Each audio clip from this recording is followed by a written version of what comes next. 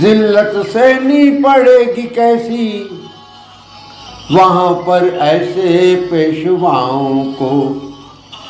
इसलिए सोच समझ कर चुनना अपने अपने रहनुमाओं को। अपने से तुम दूर ही रखना तथा कथित आकाओं को। साथ न जाना उनके जिनको अल्लाह पर एतबार नहीं। एक है तू एक है।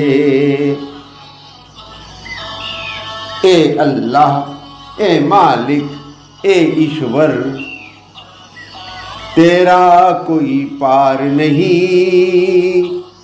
एक है तू एक है।